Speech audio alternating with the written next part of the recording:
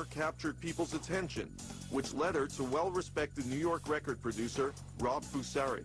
She had ideas that other girls just weren't doing at the time. She took risks. She was inspired by the drag queens that she hung out with. She was inspired by the go-go girls that she saw at clubs. She brought all of these different gritty elements, and she decided that she could actually make that work in the mainstream pop scene.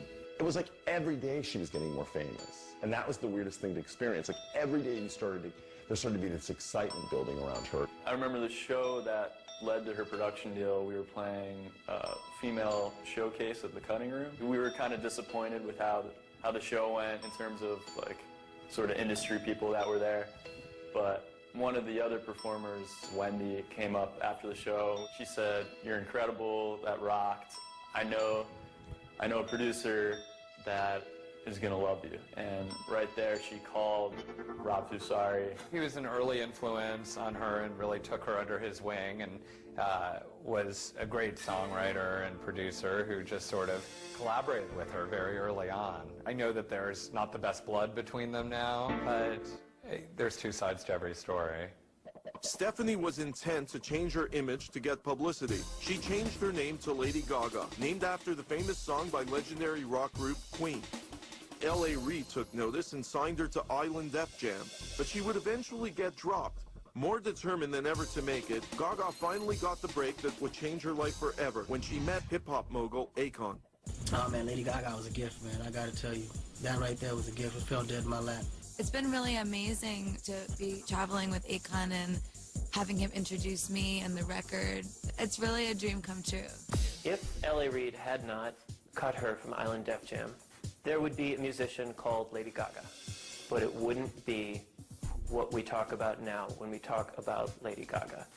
4 months after the record came out in December, the record dropped in September of that year. No one was biting on the song, and until that song bit, then everyone started paying attention. I don't think that she would have a career if it wasn't for Akon. He really gave her a chance. His record company and the producers that he introduced her to were very instrumental in launching her career. I've never actually witnessed anyone whose fame multiplied exponentially every month to that degree. I know that Akon had a great influence on Gaga, but what I really hear is Gaga's influence on Akon. Akon has claimed that he's made, over $80 million on her, and Lady Gaga's made over $100 million off of her. I think both are very possible, but I think they're both going to be making a lot more money off of her also. Coming up, Gaga in an egg, and still to come, I go undercover to find people who want to cash in on her fame when Chasing Gaga continues. You're watching Chasing Gaga. Lady Gaga always seems to look beyond the impact of the real world when she arrived at the 2011 Grammy Awards in an egg, carried by a group of scantily clad models, revealing moments of crisis and drama. It's the kind of thing we have come to expect from the enigmatic superstar who burst on the scene only a few years back. Clearly, Gaga has become music's consciously rebellious artist. There's a standard. It's about looking beautiful, and she sort of gave a big to the idea of looking beautiful. She's got one of those faces that can be quite beautiful and attractive at times, and other times not so attractive, and I think that is kind of what makes her special. The meat dress was the definition of Lady Gaga's shock value when it came to fashion. She knew exactly what was going to happen when she wore it. It was wearing something crazy and looking to get attention. I think she just came up with some idea with her creative director and her stylist, and they just said, let's wear raw meat as a dress, and let's make a matching purse. And it's kind of like an interesting new take on ugly couture. It also set off all the people, whether it's PETA or people like that who were against it. It was shock value. It was brilliant because it was genuine. It was authentic. It was her really just going to a kind of raw, ugly place. I can't quite explain it. It's a pop cultural nerve. Possessing an unfaltering music sense is just a small part of Gaga. She has also shown an unwavering social consciousness for equal rights, rallying against bullying, and showing huge support for the gay community. In terms of activism, I believe only in positivity and in love. There are many who question if Gaga uses social activism to sell records. But the people who know Gaga insist those charges are frivolous and that Gaga's intent to keep fighting the fight. On a gay scale of 1 to 10, I'm a Judy Garland 42.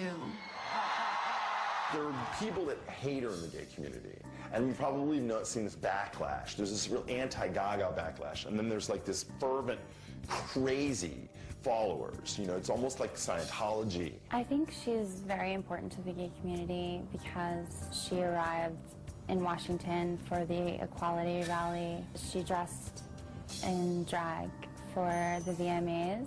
There's always some backlash, like when she did Born This Way, there was a lot of people who felt it was too overt of a statement. She just said, it is overt, why mince words? Staring in the face of the issues that concern her has made her a legend in her own time. We need change now. We demand actions now. Every news program that she's on, every concert she has, she's all about gay rights. Despite the political advances made in terms of our rights and visibility as an LGBT people, sadly the truth and the fact is that homophobia and anti-gay violence and bullying are alive and real. Lady Gaga is very important to the gay community, and I'm not sure if Lady Gaga would be where she is today without her gay fan base. I don't consider myself a gay icon. And I think some of our greatest performers in history are the ones that the gays have embraced. You know, you look at Bette Midler, you look at Madonna. Hey, I mean, David Bowie. Where would these people be without the gay fan base? What she means with the gay community for a lot of them, though, is about self-expression. The same thing Madonna did. Basically, any woman that gets a microphone in her hand kind of goes, get free, you know, starts singing about feel free on the dance floor, and gay guys are like, yes, I'm living. I am one with my generation. I feel a moral obligation as a woman or a man to exercise my revolutionary potential and make the world a better place. Like all superstars, Gaga was not exempt from vicious rumors from the tabloid media, including that she was a hermaphrodite. A master PR person, Gaga ignored the rumors and let them persist. It created a worldwide stir as people everywhere questioned her sexuality. The rumors started when a video of a UK concert captured an upskirt shot of Gaga and revealed what looked like a bulge between her legs. Eventually, Gaga labeled the rumors as ridiculous and untrue. And to the people who knew her best, it was clear who Gaga really is. Well, I think any media is good, and it helped her get famous. What they say and what is true is really, I don't think that relevant. I don't think it really bothered her. And there's still people to this day that probably say, she's an hermaphrodite. I knew that wasn't true because I've seen her half naked in the early days, you know? I mean, anybody with half a brain knew that that wasn't even remotely true. It seemed almost desperate, actually. The great thing about Lady Gaga is she has a wonderful sense of humor. And anyone whose sexuality or gender is getting questioned, I say use it to your advantage. That's a great press angle, and it's a great way to get more attention. You know, I was with her, and all the parts were there. You could tell she was a woman. You know, my beautiful vagina is very offended by that question. If Lady Gaga was a restaurant, which one would she be?